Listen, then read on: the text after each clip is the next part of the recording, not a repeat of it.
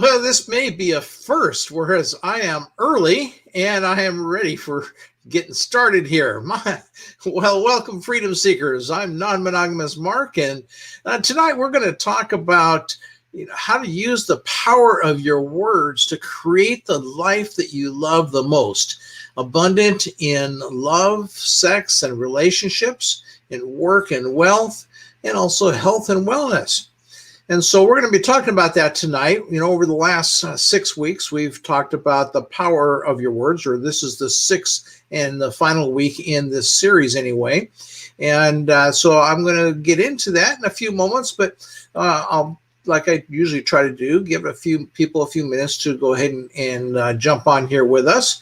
And so, one of the things that I enjoy doing on Monday nights is to enjoy some chocolate. And this is the chocolate that Chris and I made. And this morning I happened to get up, and I'm in California now, and I'm wearing a short sleeve t-shirt and cutoffs or shorts. The weather is just absolutely beautiful in the 70s every day here. And I'm enjoying it so much, and I talked to Chris in Seattle, and because that's where I spent most of my life. And it's cold and it's wet and it's rainy. And so I am really grateful to be here in Ventura, California. But and so every week I enjoy when I come on these live streams, just kind of a little treat that I give myself, some chocolate that I made in Seattle with Chris.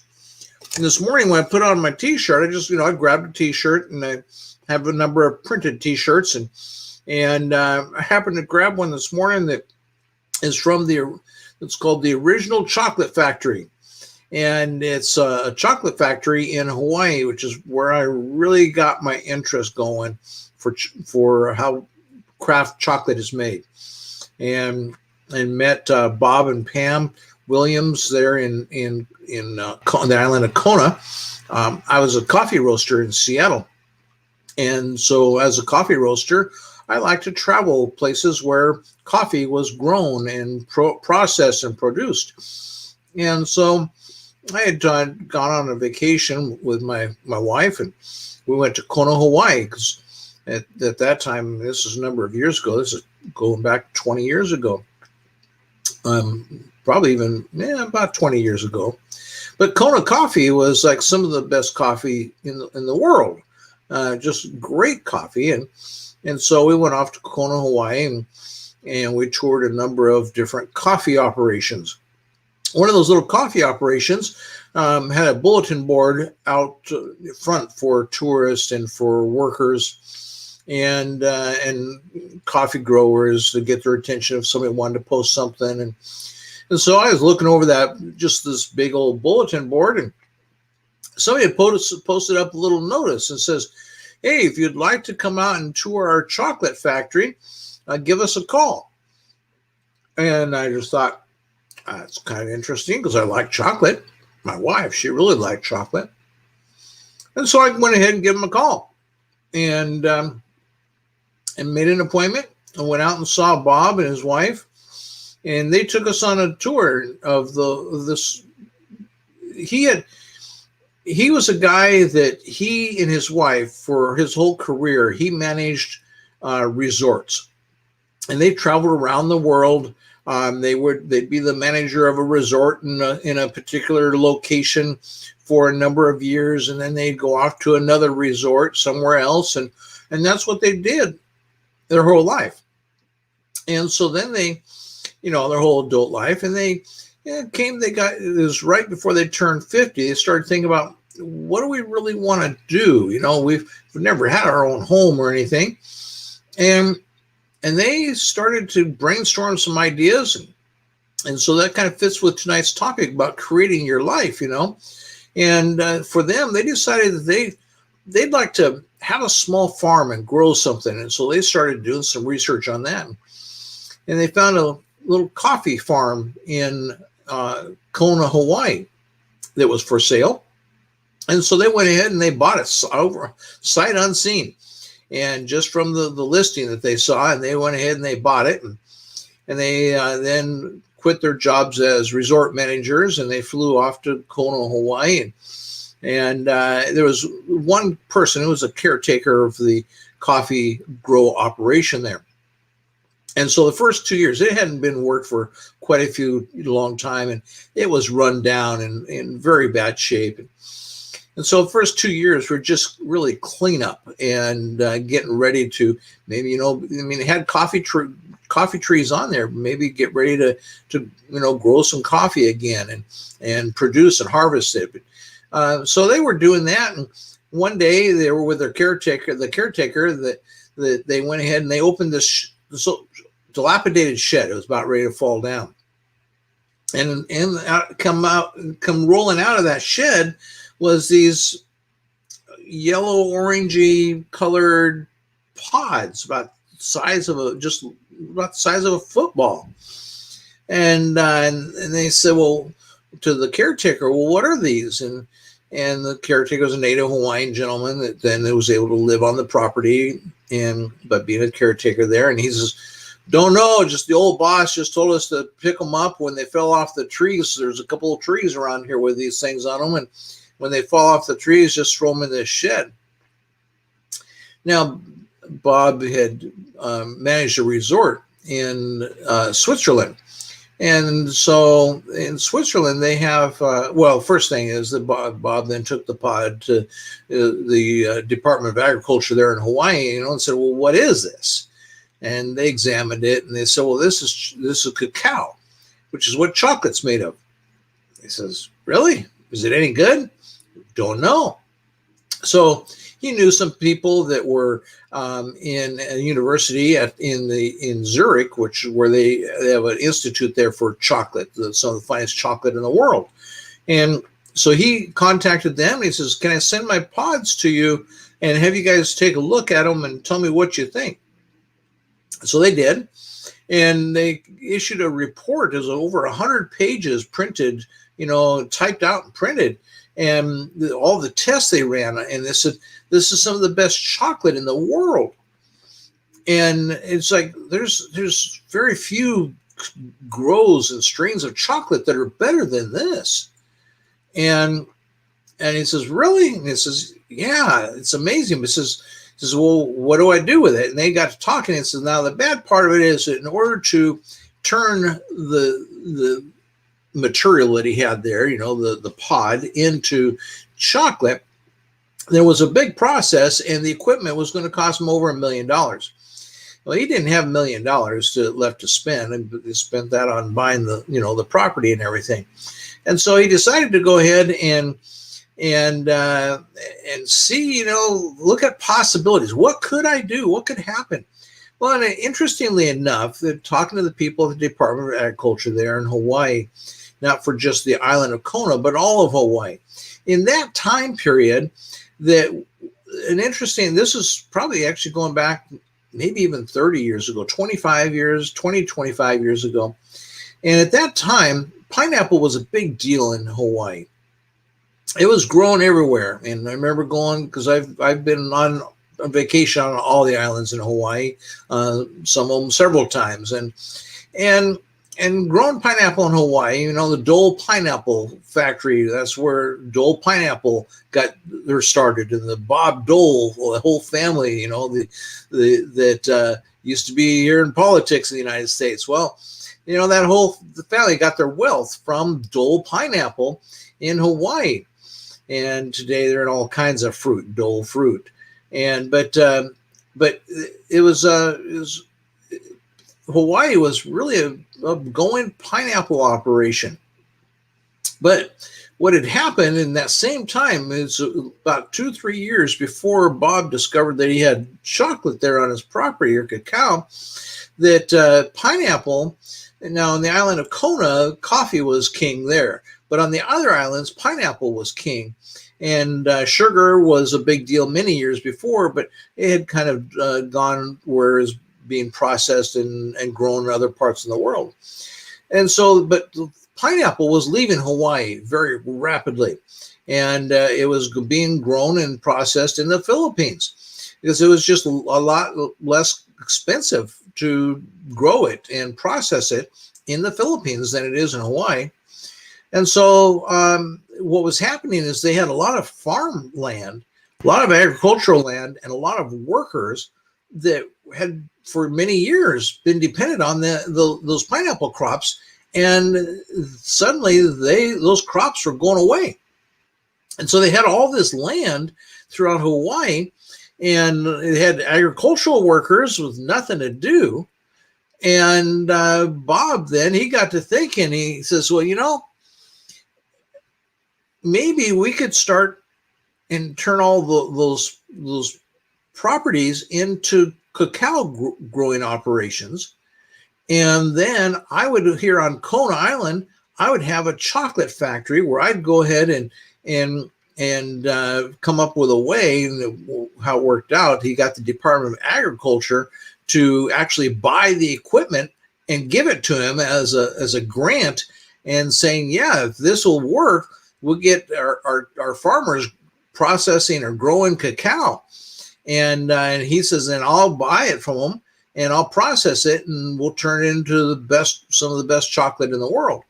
And so sure enough, if you go and you look at the agricultural crops, the dollar value of agricultural crops grown in Hawaii today, you see the cacao is up there at the top. Not at the very top, because there's coconuts a crop, but it's up there as a huge crop in Hawaii. And so it really did. It took it and got spread out in Hawaii, all because of this guy that I had met years ago, and I still know the couple there in Hawaii as well. So this morning I ended up putting on this T-shirt, and it's a T-shirt that Bob and his wife sent me, and it's on the front of it is the printing for the original Hawaiian chocolate factory, their logo. Oh, get it over here. There we go.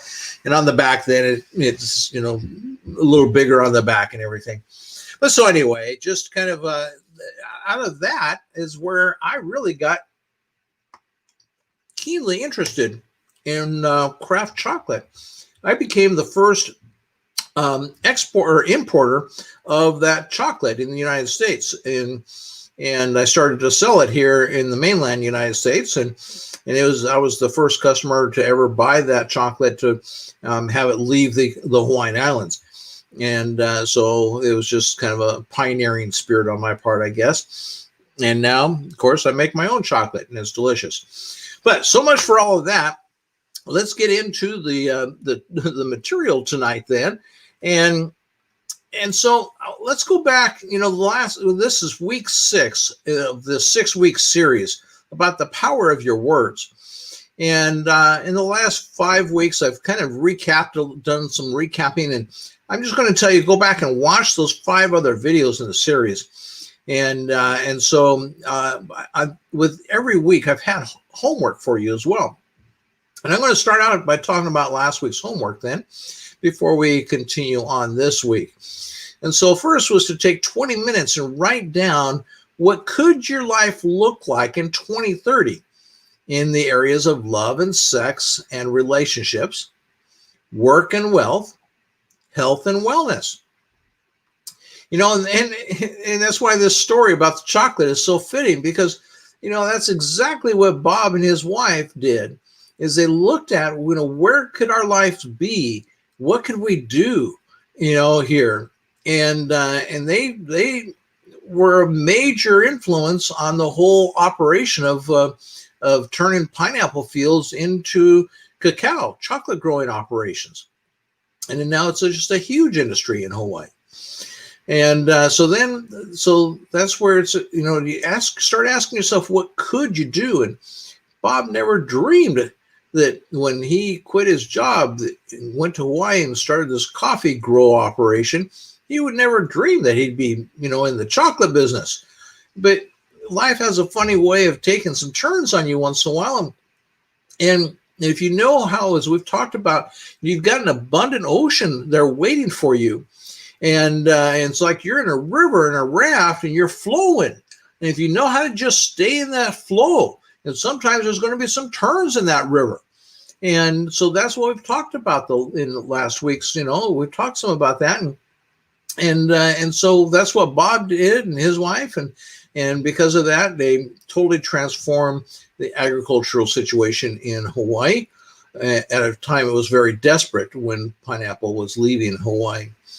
But so you start asking yourself, what could I do? Because you see that word could, not what will I do, not what can I do, but what could I do?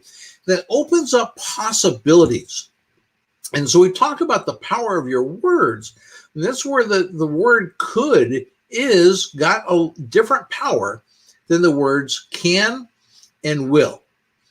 And so you start out by writing down what could your life look like in 2030. And so I hope you took time this past week to do that homework assignment and ask yourself, what could my life in 2030 look like in the areas of love, sex, and relationships, and also work and wealth, and health and wellness? And write those things down. And then, so I said, take a minimum of 20 minutes to do that.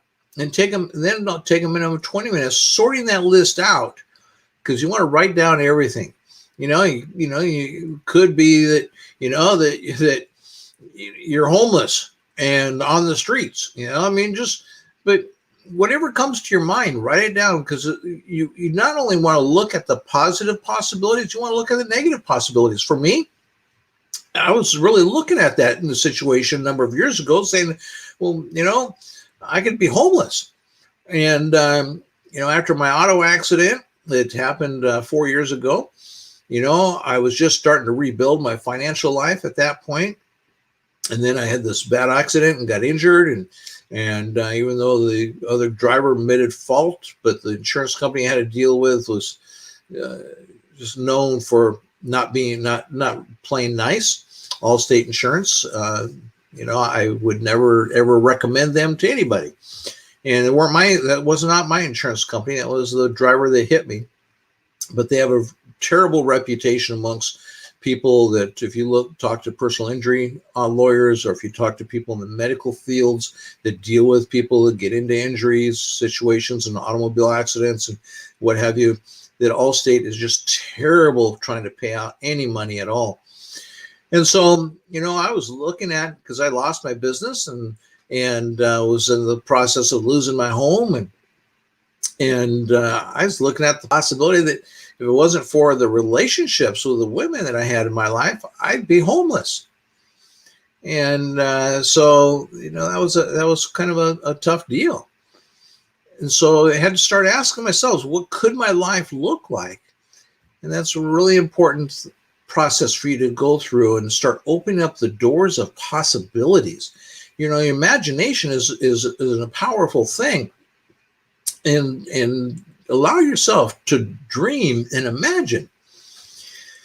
So then the next part of the homework was to take 20 minutes and sort out that list. So if you wrote everything down, sort it out then, and then ask yourself, okay, now with all the possibilities I see before me here, what will it look like? And is there some change in direction for you that's needed? That certainly was the case of Bob, when he discovered these pods, and he was going to start getting the coffee trees going, and you have to care for them properly so they give you the best crop. And then you got to go out and pick the cherries. They're called coffee cherries. And I have to go out and pick the cherries, and each coffee cherry has 2 coffee beans in it. And then you have to take the cherries to a processor, and you sell your coffee cherries to the processor. And so that was what Bob and his wife figured they would be doing. And but new opportunities came along that he didn't at all expect. And so sometimes in your own life, it's those kinds of possibilities for new opportunities. And you may be flowing down the river to your abundant ocean, and suddenly, that you find that there's new opportunities for you that you'd never even expected. But if you weren't flowing and in the flow process down that river, then, if you were stuck and oscillating, just being where you're at, staying where you're at, and again, previous videos in the last 5 weeks, we've gone over some of this stuff. And so then ask yourself, then what will your life look like? And when you start asking yourself, what will your life look like? You don't get yourself attached like, oh yeah, this is going to be it. Because for me, I couldn't have told you 5 years ago where I'd be, but I couldn't have told you where I'd be today. We go back 5 years ago, and I think it was 5 years ago this coming May is when I told Kat that I needed to get you moved back to California, away from Seattle, and I had no idea what that was going to mean to my life. And so, there are just little things like this that come along, and you just got to go with the flow on them. And when you do, then life can give you some really beautiful turns along the way. And so the thing is that, and I know I go into my coaching practice, like we have this 16-week, Kat and I have the 16-week program we're going right now, and helping people learn the 3 steps of living an ELF life, easy, liberated, and fun life. And we teach people about resistance, because so often what keeps us from flowing is our own resistance that we create. And we've got to be able to get past that resistance, because it's like that there's this rope or rubber band or chain or bungee cord or something that's anchoring us to, this identity that we have of ourselves, that this is how we are back here. And I had that issue. I had that problem, and that was then one of the things that ended up being one of those little curves in the river for me, and where I didn't know why I couldn't get where I wanted to go. I knew where I wanted to go, but I wasn't getting there. And it was because of the resistance that I created in my own life. And this was called magnetic resistance. And I understand it all a lot better now because of the mentor that I took on last December, Chris Duncan, and went through his 12-month program now, and understand about magnetic energy and so much more than I ever did before. And so that's where you'd be willing to take a look at what will my life look at like, and you create a vision for yourself, and then you commit to going down the river unless something better comes along, and suddenly you say, okay, I'm going to go that way. I wouldn't have thought that 10 years ago that my wife at that time would be dead.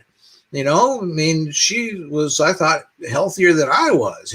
She was the one that went to the gym and worked out and all that kind of stuff. And I'm in good health, but I'm overweight and I don't go to the gym and work out like I should get a lot more exercise than I do. And she was, thin and went to the gym and worked out and in really beautiful shape. But, that I wouldn't have said, knowing that she was going to die, 10 years ago, it was a surprise. But so anyway, things happen. And you can then take those things as they come along, as we've talked about in a previous video, the events, you don't have any control or say over what an event is going to do in your life, but your response to it, you do. You can put a positive response on that or a negative response. And that is your response is what's going to determine the outcome of that event. And so that's like the whole thing with COVID, and a lot of people are putting this really negative response on it. And so for the outcome is not really all that great for them. They're not, getting ahead in life, and yet other people are. And so you want to take and write these things down, what your life will look like in the year 2030. Excuse me, I'm going to grab a little drink of water here.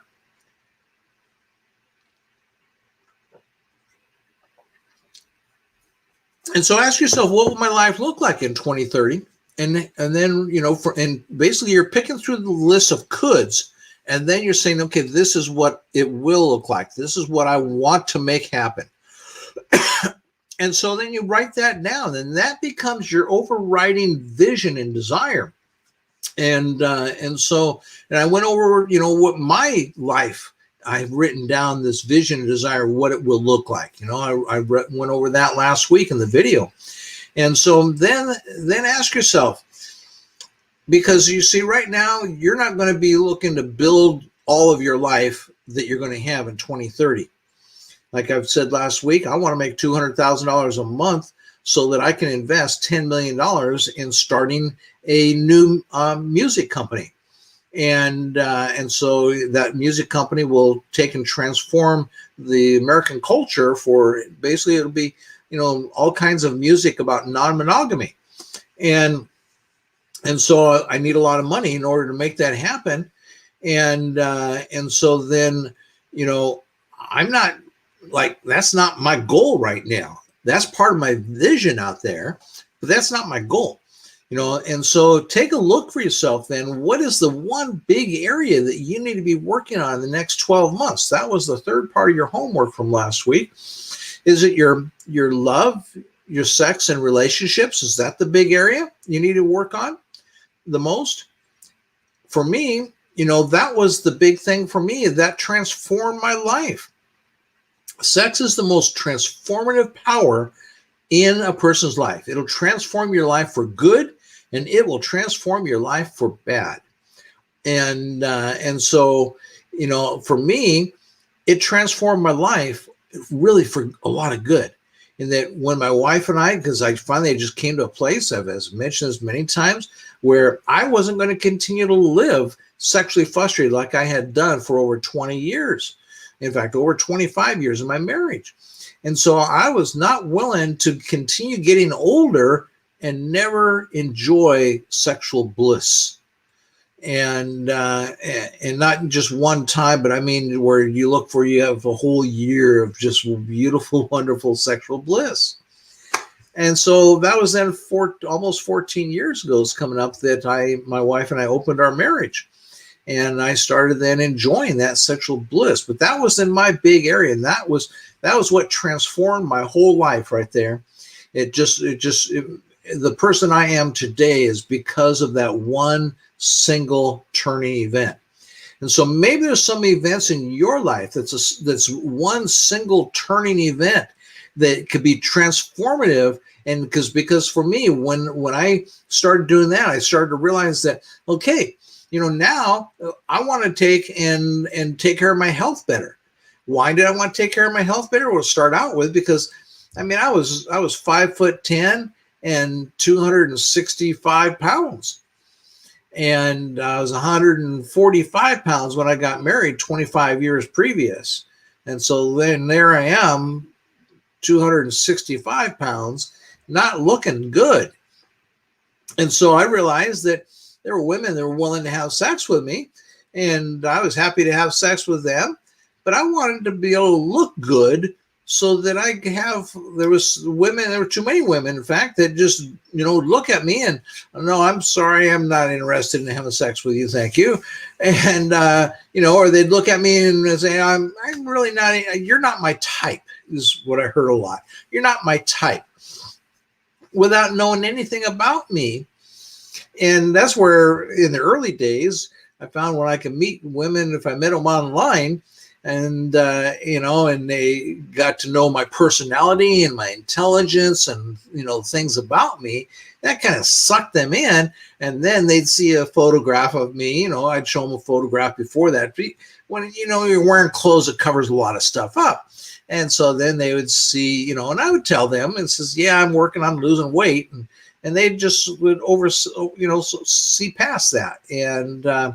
And so anyway, then that's where my life started getting transformed because of the pivot of being able to enjoy my life sexually. That was a transformative change in my life.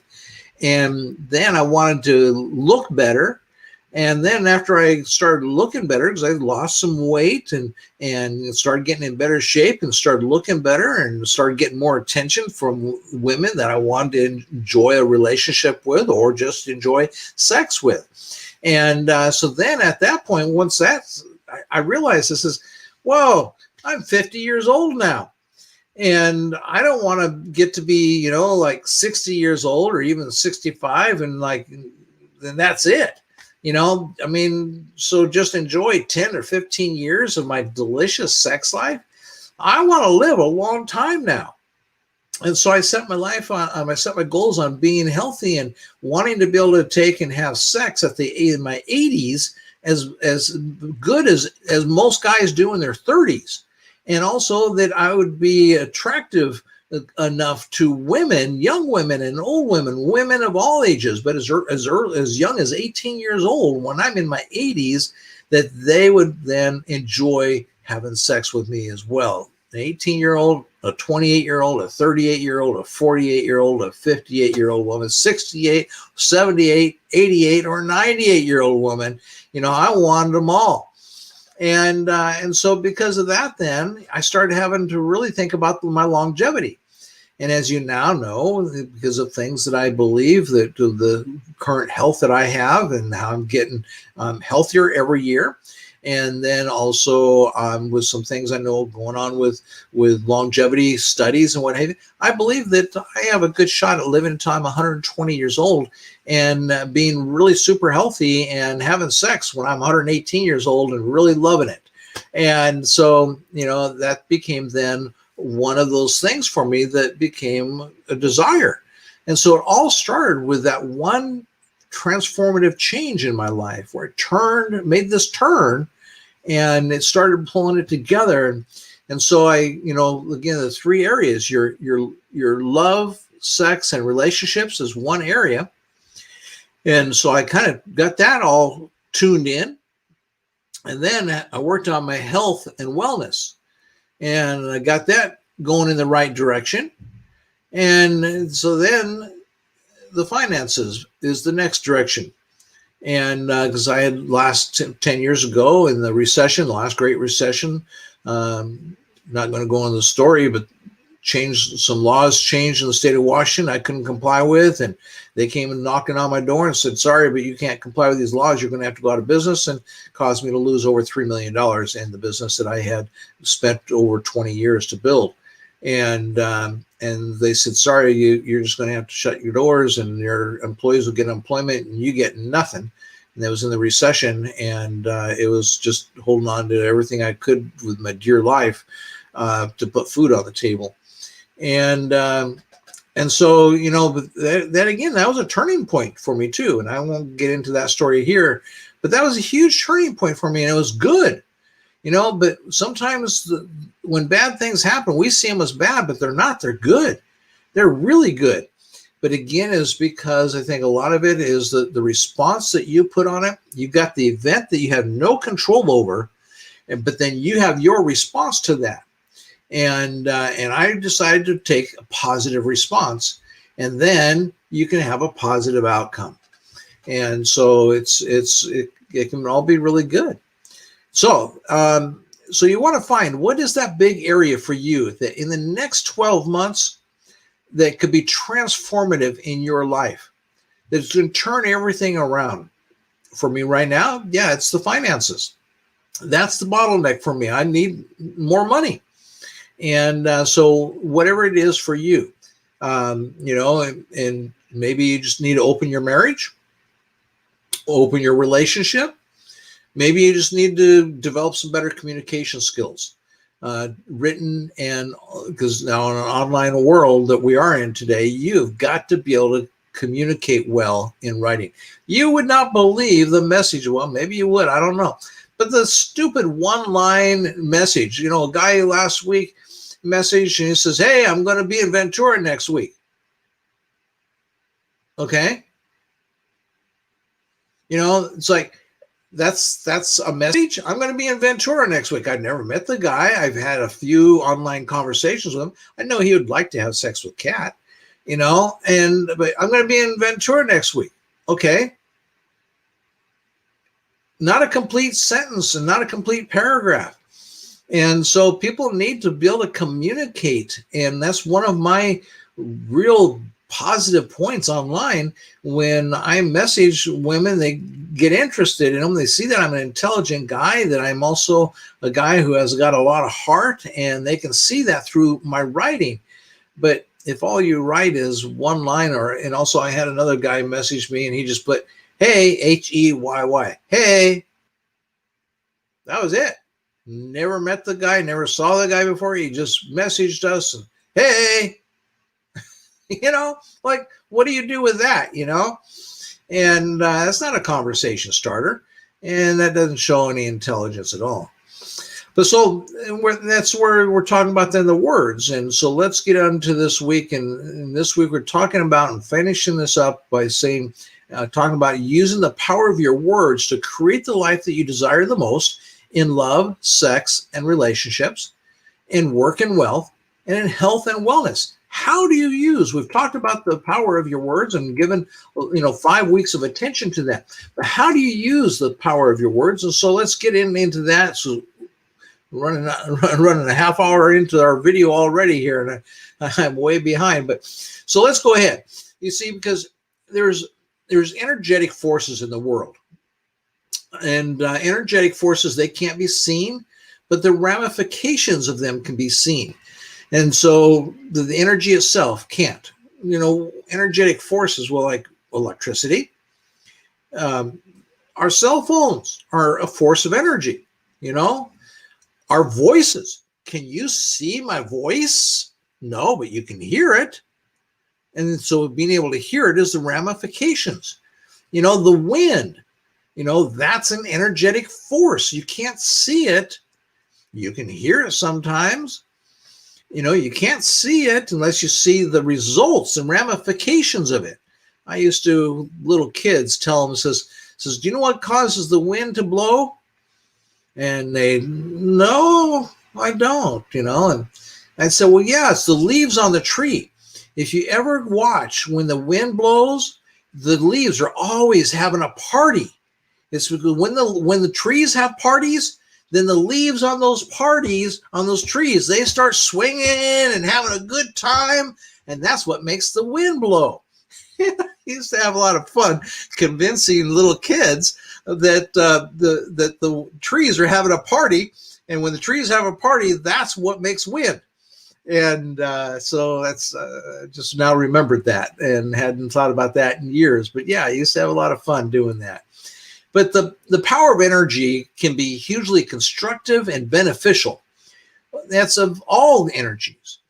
Or it can be hugely destructive and harmful. The same energy can go both ways.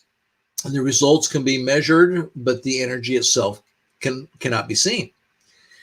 So take the energy of wind just as an example. For centuries, wind has been studied, it's been harnessed, and it's been used in ways which were beneficial to human beings. And wind that could not be seen at all, directed into a sail, can push and steer boats and ships across the seas.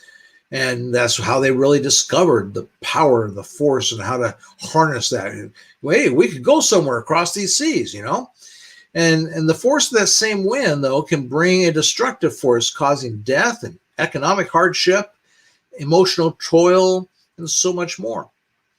And so wind, things like wind, sun, electricity, and also the words are all energy which can be neutral, it can be destructive, or it can be constructive.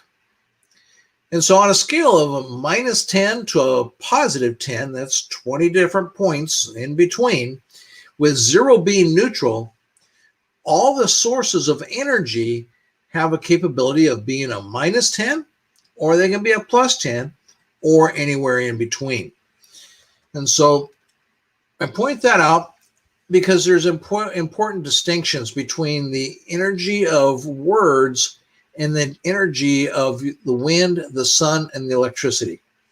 There's very important distinction between the energy of your words and the energy that we see out there in nature. And that is that words can be 100% controlled by the human being, which they come from. And the wind and the sun and the electricity, you can't control it 100%. You can control a little bit, but you're not going to go out there and control it 100%. But your words are that energy source that you have 100% control of. Your words are one of three elements in your personal, in your life. You have what's I call known as your personal energy, and there are three elements in your personal energy, and that's your words. I've made videos on this, but your words, your thoughts, your feelings. These are the three elements in your personal energy, and you can exercise total control over those three elements, or you can fail to exercise any control over them and just ignore it, not try to control them at all. Likewise, it is you, and it's you in the environment that you're in, the people that are around you, they get to decide what the meaning and power of your words have. Words spoken amongst a crowd of people that, the same words can be hurtful and damaging in one spoken towards a person, but yet in a different crowd, the same words, they're just fun laughs. That's what going to the comedy club, sometimes I can't imagine that some of the things that they get jokes about, lots of laughs about, that could be said directly to another person and not be hurtful, but somehow we're able to turn it into comedy. Your feelings, though, it's like I said, three elements: your words, thoughts, and your feelings are part of your personal energy. Well, your feelings determine the attachments that you have to beliefs, memories, and things in the past. And that you remember the things that you have the strongest feelings about, the strongest positive feelings or the strongest negative feelings. Can you remember anything about the meal that you had on this date a year ago? Or how about even 3 months ago? Do you remember anything about that meal at all? Now, how about, can you remember anything about the meal you had on your wedding date? I can, because there's a lot of emotional attachment to that. And that's why events like 9/11, we have a lot of emotional attachment to that. And you can remember precisely where you were that day and all kinds of details about your life on that day. And yet you can't remember 9/11 a year ago, but 2001 you can, because of the emotional attachment to it. And so that emotions, the stronger the feelings that you have towards something, the more it's going to carry over in memory, and then the bigger impact it'll make on your life.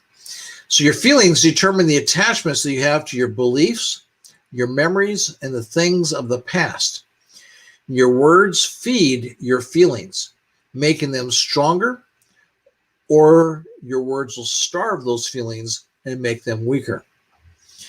And so the stronger those feelings are, the more likely there'll be action and motion with those feelings. You see, and that's the key to creating the life that you want in the future, is you want to be able to have motion and actions that are going to put you in the direction of flowing to that abundant ocean you want in the future. And this is the importance of the feelings in your life. And positive words build positive feelings for positive action and positive motion. And if you don't have any real feelings or emotions, in fact, Mike Dooley, somebody I really admire, he's a motivational speaker, an author, Mike, his first name, Dooley, Dooley, look him up. Amazing guy.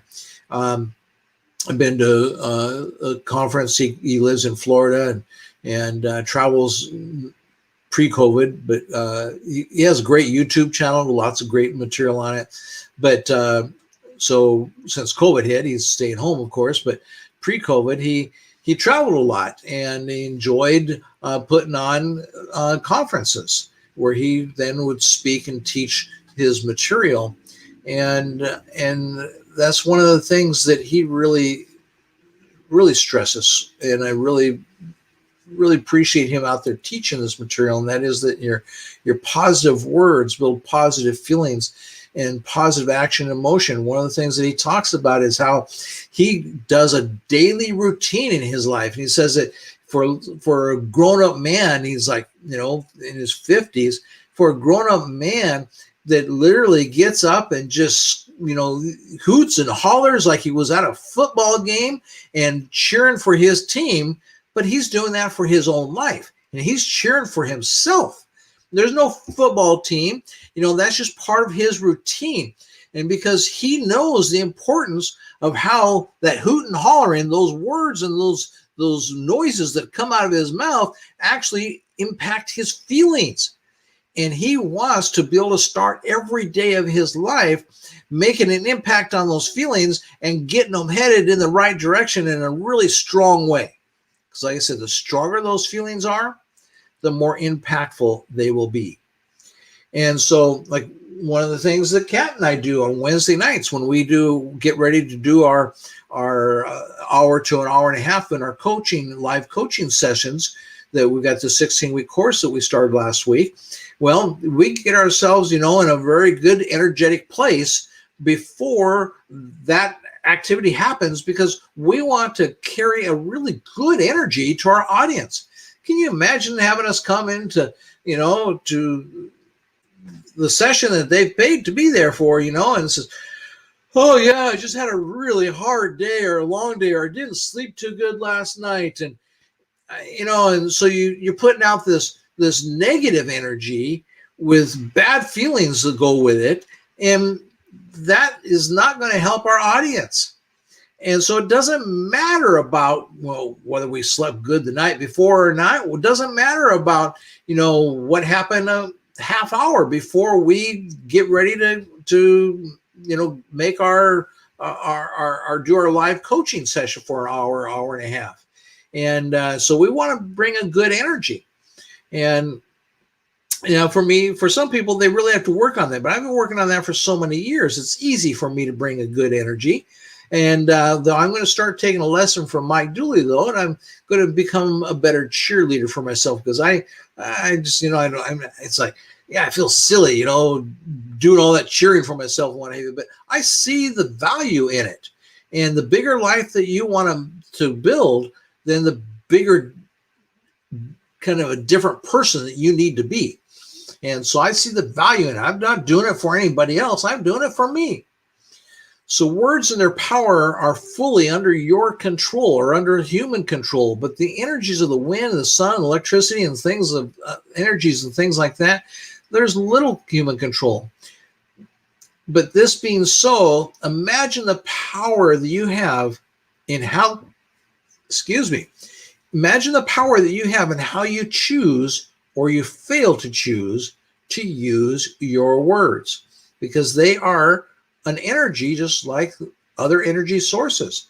And there's a lot of power that you have or fail to have in choosing or not choosing to use your words. The words which come from your mouth or written from your thoughts are a force of energy which has the power to create great things. And people destroy, or they can create great things, or they can destroy great things. Either way, they can create or they can destroy great things and people as well. Or they can have little or no impact on the things and people's lives as well. Or the power is all in your words. So you can have really constructive and create and do some great things with the power of your words.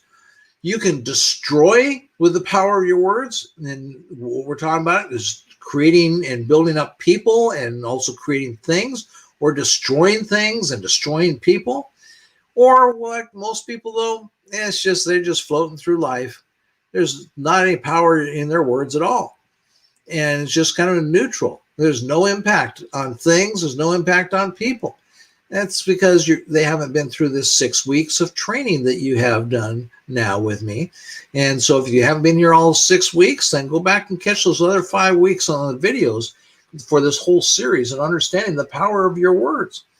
So the best of everything your words can create is what they do in you to create a life that you love the most, giving you more satisfaction and pleasure in life, in your sex, your love, sex, and relationships, in your work and wealth, and in your health and wellness.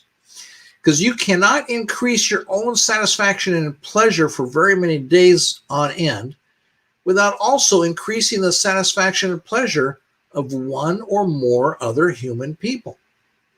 And so if you just impact one other person and they impact one or two or three or four or five other people, just think, because you're living your life to maximize your satisfaction and pleasure that you have in your life. And then you help someone else have more satisfaction and pleasure. Now, that could be sexual satisfaction and pleasure, but that's not the only kind of satisfaction and pleasure I'm talking about here. So, for instance, do you think that when Bill Gates and his partners, Paul Allen, created Microsoft, or Steve Jobs and his partner created, Apple and the software and computers and stuff that went with that, do you think when they created that they increased their own level of satisfaction and pleasure in life? And as they increased their own level of satisfaction and pleasure, do you think they increased anybody else's satisfaction and pleasure? I mean, I'm sitting here using a computer on Microsoft Windows, and I tell you what, I am tickled pink with the satisfaction and pleasure I get from the ability to do this. Yeah, sometimes it can be a frustration because the technology is just not something that I'm all that familiar with always, but it's so satisfying. It brings so much more pleasure to my life to be able to do this. And instead of, for instance, imagine COVID coming in a time when, like when I grew up in the 70s, where, you got basically 4 or maybe 5 TV channels, and you got radio and music, and COVID then comes along, and that's going to, you can, I guess, sing songs, and play board games and things like that. But, well, I'm really glad that I have the computer these days. And so my mission is to maximize my own satisfaction and pleasure, and also maximize yours by making a positive impact on the world and making a big difference. We fulfill our mission through the careful and intentional use of our words and the choice of words that we use. And so I hope that you'll take and spread some satisfaction and pleasure onto other people, as well as increasing your own satisfaction and pleasure in your life. So written and spoken words are generated by thoughts. And it's the words that carry out thoughts, almost like words are like soldiers, and they're like the army of our thoughts. They're a thought army. And so got these little soldiers out there, and they're a powerful force, because those are our words. Imagine each word being a soldier of yours. And they're a powerful force. And they can easily destroy, and they can tear down, or they can create and construct, or they can just kind of sit around on the side watching the world go by and not have much impact at all. But yet you've got a whole army there of power in your life to be able to take charge of. Now that you're beginning to know about the power of your words, how will you be using them differently? After this 6 video series, will you be using your words any differently? Will you continue to waste them? And will you use them more intentionally with a greater purpose to make a positive difference in the world? Or will you use them as a negative force, continuing to my grandfather, he lived a miserable life because he was just a disgruntled man all of his life. And that's why I never could really have a lot of respect from him, because he was always just, grumpy and complaining and disgruntled. And, about everything, anything in the news and things at work. He worked for Boeing, making airplanes, and just disgruntled all the years that I knew him. And I'm sure he didn't start out that way. My grandma, I can't imagine, would have married him if he started out. He was my step grandfather. And I can't imagine my grandma would have married him if he was that way when she met him. But you see, what happens is that, particularly in monogamy, that, monogamy is a way of making it so, like myself, I didn't take as good care of myself as I could have. And that's why I went from 145 to 265 pounds.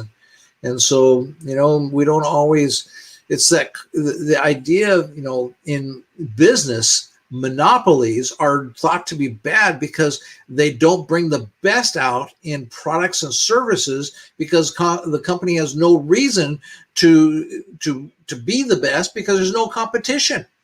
Well, in our own lives, where do you think the word monogamy sounds like? Does that sound like monopoly? And so monogamy doesn't always bring out the best in our lives. And like I said earlier, that was a huge turning point for me when my wife and I opened our marriage, and I started wanting to be able to have women to court that I really enjoyed courting. And so my question that I want to ask is that, will you stretch and exercise your words like muscles and build strength by controlling them and stretch and exercise?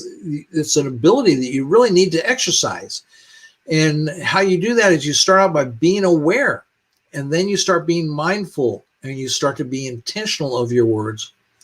So will you do that, or will you continue allowing your words to just run amok and nearly out of control? Just go on autopilot. So many people do. There's so much more power they can get from their words, but they don't. Will you continue to not value your words in ways which enable you to capture the power of your words and use them for your maximum personal benefit, creating a life that gives you more satisfaction and pleasure of the right kind?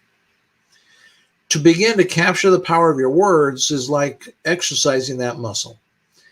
The more you exercise it by being intentional, clear, and specific about the words that you choose to use, the stronger the power your words will become. Every time your words are on autopilot, you're going on default. In whichever way the wind blows you then, because in default is a good thing if you got really great positive mechanisms that you default to, but most people don't, you see. And so that's where it takes conscious thought. And that's what I said a moment ago, that the first thing is to start being aware of your words, and then you start becoming mindful of them.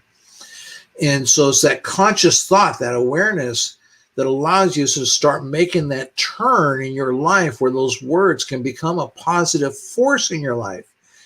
And yes, it's those words, the power of those words, whether the words you're speaking and writing to someone else, or the words that you're speaking and thinking to yourself.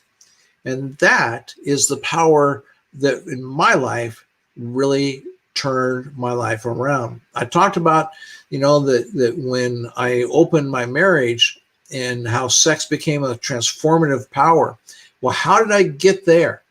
How did I get to that point in my life where I could open my marriage and sex could become this magical transformative force in my life? How I got there was the words that I spoke to myself, either through my inner being, my thoughts. You see, because then it's your words that control your thoughts. You can choose to say a different word in your mind if you're not speaking them out loud. Let's see. Yeah, I can choose what words that I'm going to think. And I came to a point in my life where I started to realize and think to myself and use my words to say, I've had enough. I need to change. I need a life change. And that means that for me, I want to have more sex with more people more often. And so I started working in that direction, started flowing. I had to change some things in me first before I ever went and talked to my wife. I had to change some things in me because of my religious background. It was a bad thing to have sex with more people more often.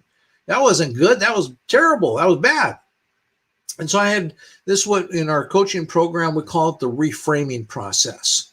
You know, the first thing, and I've gone over this before on other videos, so the first thing in making these kinds of transformations in your life is first you reframe, and then you transform, and then you liberate. And that's the formula for liberation in your life, is first to reframe, transform, and then you liberate.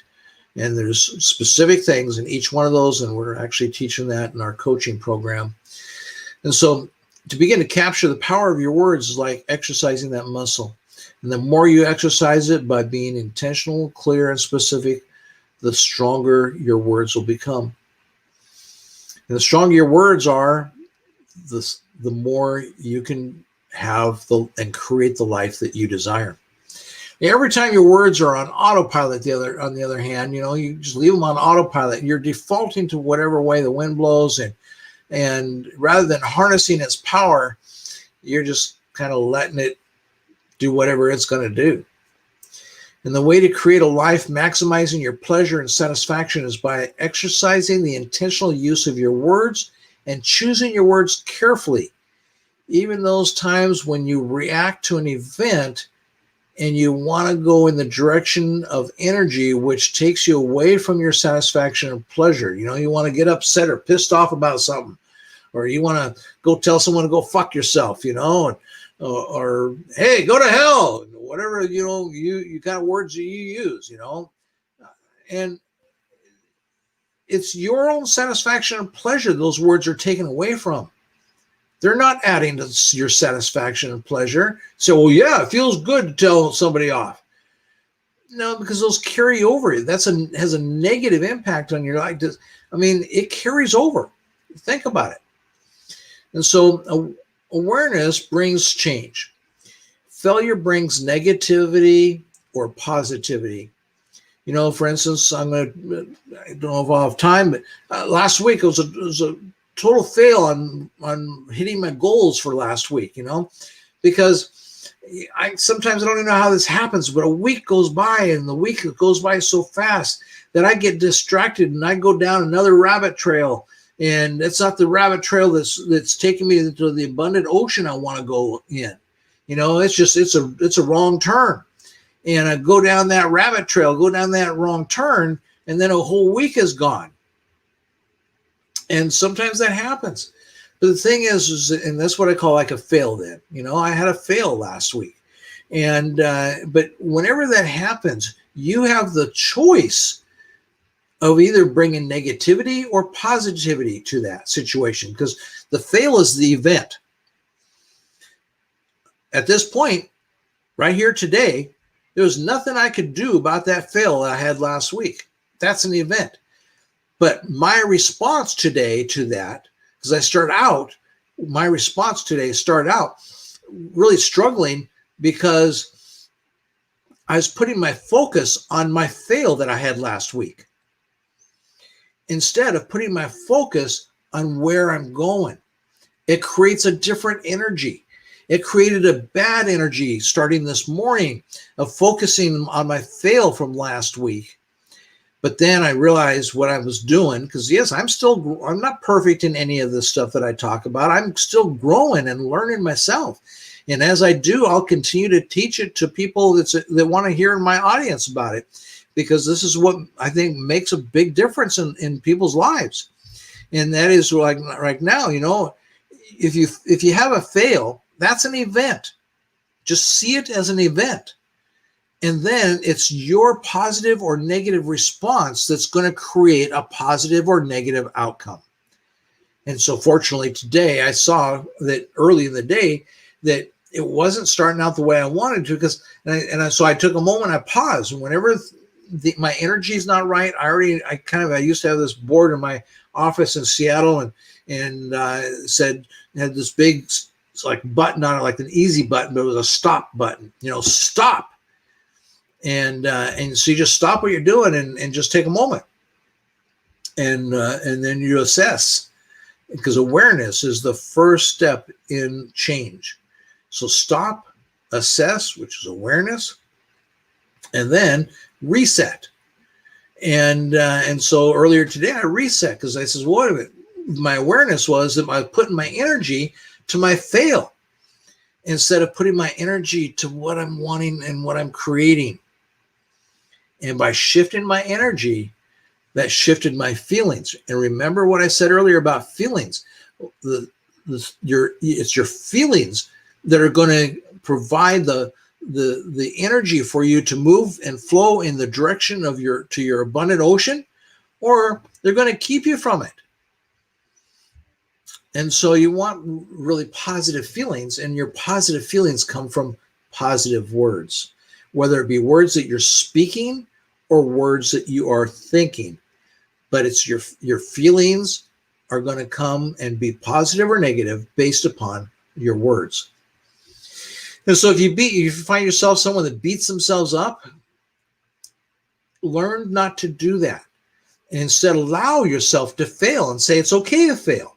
It's part of the process because we learn from failure, and so just allow yourself to keep flowing in the direction of your abundant ocean. And if you have a fail, then you have a fail, but learn what you can learn from it. Like I learned that I get distracted in writing because I love to write. But right now, for me, writing is not going to take me to my abundant ocean. And I can take and write, a couple chapters in a book, for instance, or write 10 articles, to go out there and post online that really, they don't make me a nickel. And so it's not going to get me where I want to go. And eventually I'll be doing some blogging and have a blog that I'll keep things written on and what have you. But again, it's just something that you have to be aware of where you're going. Is this contributing, adding to where you're going, or is it taking away? And for me, if I'm writing and spending, days and all, full days and day after day of writing, it's taken away from, even though it's very satisfying and very pleasurable, but it's taking away from where I want to go. And so, it doesn't add to my satisfaction and pleasure. What adds to my satisfaction and pleasure is taking action, doing the things, the little steps every day to keep me in the flowing towards the direction I want to be going in. That adds to my satisfaction and pleasure.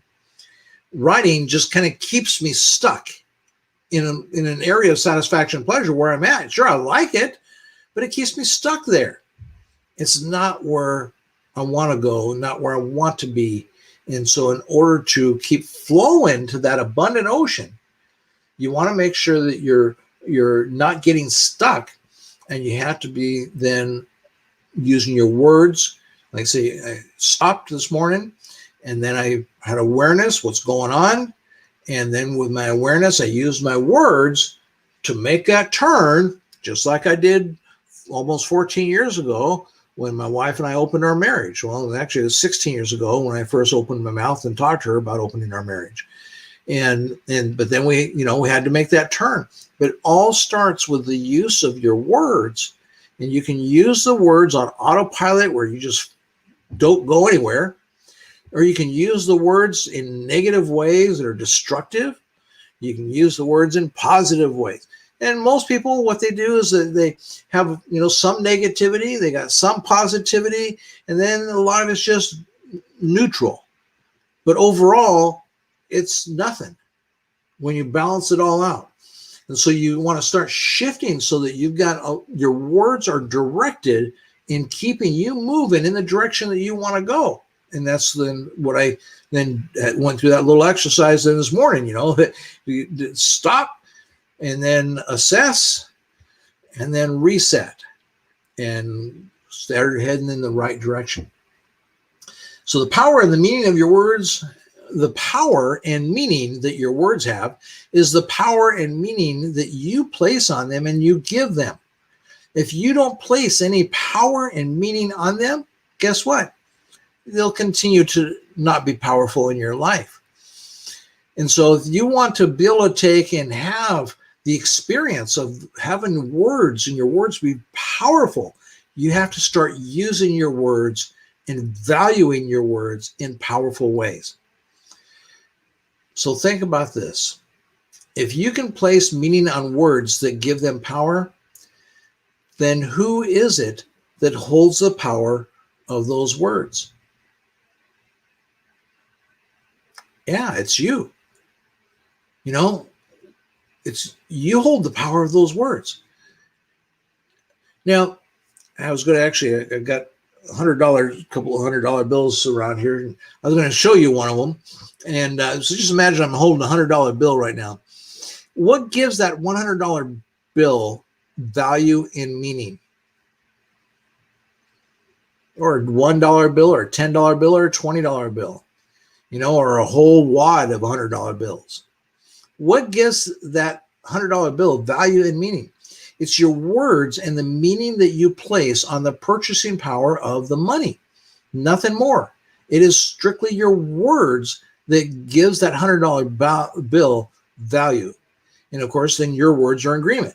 And so it's your words that give that money value. And that's where, you take and pull somebody in from an Aborigine in the jungle in Australia or New Zealand or somewhere, or some African tribe down in Africa, Zimbabwe or somewhere. And you sit there and you offer them a $100 bill, and it doesn't have any value to that person. But it only has value to us because of the value and meaning that we put on it. And it's our words that give it that value and meaning based on the purchasing power. So here again, that's just a little example to try to explain to you the power of your words. And your personal energy, as we've mentioned, has three elements: your words, your thoughts, and your feelings. And also, there's one other part of your life that we talk about in our coaching, and that is your inner being. And your inner being also has three elements, and that is your genius, your magnetism, and your divine sexuality. Now, for me, my genius, I have shared before in other videos, I was told that I was below average in school and I wasn't too smart, and that's what I believed because I had a hard time reading. And so genius was for the other people. It wasn't for me. It wasn't until I was in my 40s, after that turning point came, and I walked away from the church. That was another turning point. I was 44 when I walked away from the church life. And that was a turning point again. And that's when I started to realize that there is genius inside of me. The same thing, our magnetism. See, our magnetism, like I talked about my grandfather earlier, he must have been magnetic to capture my grandma. She was a really good looking and very sexy, and I'm sure a horny woman when she was in her 20s. And she could have captured herself a lot of guys. And so my grandfather must have had some magnetism to him. But then somewhere along the way, he lost it. And we call, this our magnetic energy. We all have this magnetic energy, but we oftentimes will lose it along the way. And monogamy has a tendency of doing that to people. And so the three elements in our inner being is your genius, your magnetism or magnetic energy, the same thing, and also your divine sexuality. Your divine sexuality is the third element there. And all three of those elements end up getting covered up in our life. And it's because we worry more about conformity than we do about maximizing our satisfaction and pleasure. And so we want to conform. We don't want to be different. So together, the six elements: your words, your thoughts, your feelings, your genius, your magnetism, your divine energy, or your divine sexuality, which this is your combined combination of your inner being and your personal energy. Together, those elements make you who you are, and those elements are what will guide you to who you become and what you do in your life from here forward.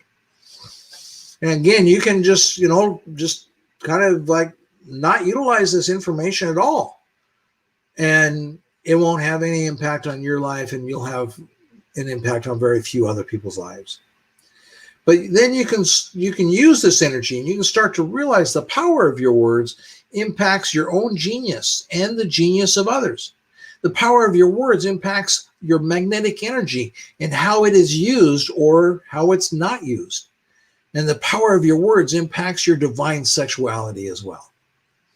And it's up to you to choose what words that you're going to then use and whether you're going to exercise that power or not. And so I hope that this video series that we've been through here has been enlightening for you and helping you to be aware of these things so you can make these choices and start making your words powerful. The power of your words, the words that you say to yourself and the words that you say to others, they either continues to cover up and hiding the genius and your magnetic energy and magnetism and your divine sexuality, or it can uncover those elements so they can be discovered, explored, developed, experienced, exploited, tapped into, and harnessed to maximize the satisfaction and pleasure of those that you share your satisfaction and pleasure with. You see, that's when I use the power of my words to say, I wasn't going to spend the rest of my life in sexual misery. And so some things were going to change. And I used the power of my words then to realize I was no longer, because I was covering up, the fact that I wanted to enjoy a rich, lovely sex life. And I used the power of my words for many years to fake myself out and saying, no, I don't need to enjoy a lot of sex. I don't need to enjoy even a little bit of nice sex. I can just get by with, I get 10 to 15 minute sessions with my wife 3 times a week, and I can just be satisfied with that. No, that wasn't enough. I wanted more satisfaction and pleasure. And so that's where I decided I want more sex. At that time, I didn't know I wanted more sex with more people more often, but I knew I wanted more sex more often. And so that's where I used the power of my words to start heading my life in that direction. So exercising the power of your words, go ahead and start doing that. And when you do that, it can become your secret weapon for creating the life that you love the most. That's abundant in satisfaction and pleasure in love, sex, relationship, wealth and work, and health and wellness. It can be a really wonderful and a lovely life that you create. And like I said, I start out talking in this video about the accident that came to me. And, that was an event in my life. And yet it's the response and how you respond to the event, whether then, and it's the power of your words is how you respond. And when that accident happened, I looked in my rearview mirror and I saw this big truck and trailer was going to smack into the back end of me. I was actually talking on my Bluetooth. I have Bluetooth, talking to Kat on the phone on my Bluetooth. And I just said, I says, hey, I don't know how this is going to end up, but I know it's going to be okay. So I got to go because I'm going to get in an accident here. She knew I was on the freeway. That's all she knew. It's like, right, so it's going to be okay. And something good's going to happen out of it. That was my words to her at that time. And so I'd love to take the time now to go into all the things that brought, but I can't hear it tonight, and so I won't. Maybe another video I'll go into the details of all the, because it brought, that was a part of another turning point for me. And I was headed in a different direction at that point.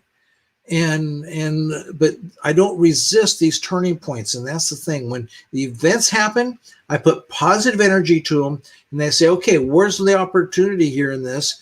And I just flow in the direction of the opportunity, and life just keeps getting better and better. I continue having more satisfaction and more pleasure in my life. And I hope that you, as a result of the 6 video series now on the power of your words, can start to do the same thing. And so I hope that it's been helpful and beneficial to you. I know I've gone a long time here tonight. I do apologize for that. I'm not going to go into our weekly wrap up then, like I normally will spend about 5-10 minutes, and I was ready to do that tonight, but I don't want to go any longer on you here. And so join me next week, and I'll maybe be able to do a better job of actually getting into the weekly wrap up. But we'll end this session here tonight with end the whole series. And so I appreciate your watching the series and being part of my audience. Thank you very much. And just remember, use the power of your words to create a life that'll give you more satisfaction and more pleasure. Thanks a lot now.